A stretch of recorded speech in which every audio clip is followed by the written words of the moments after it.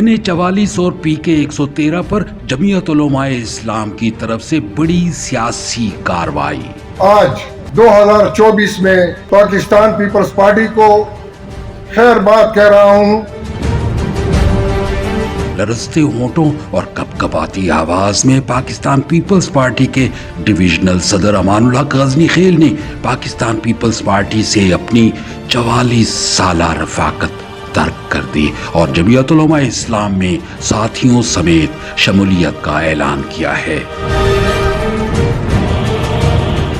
ڈیرہ اسماعیل خان میں مولانا لطف الرحمان کے ہمراہ پریس کانفرنس میں امان الحق غزنی خیل نے بحیثیت آزاد امیدوار مولانا فضل الرحمان کے خلاف NA44 اور صوبائی نشست PK 113 کے امیدوار کفیل احمد نظامی کے حق میں دستبرداری کا اعلان بھی کیا۔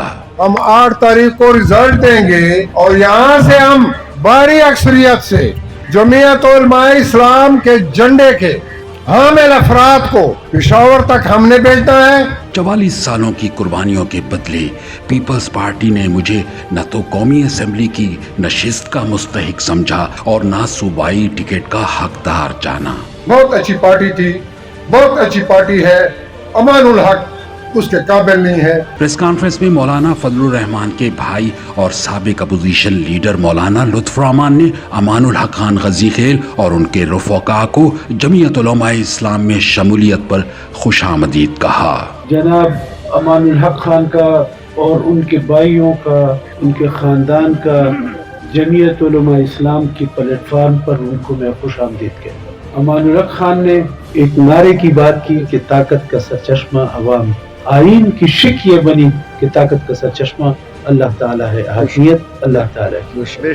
سب ایک ساتھ کارکن بن کے اپنے قائدین کی چھتری کے نیچے انشاءاللہ بہترین طریقے سے کام بھی کریں گے۔ 8 فروری کے انتخابات کی مہم اب اپنے اختتامی مراحل میں داخل ہو چکی ہے۔ کفیل احمد نظامی اور جمعیت علماء اسلام کے ضلع بھر سے امیدواروں کے حق میں دستبرداریوں کا سلسلہ تاحال جاری ہے۔ کیمرامین عدنان رضا کے ساتھ سید اللہ مروت، جیو نیوز، ڈیرہ اسماعیل خان۔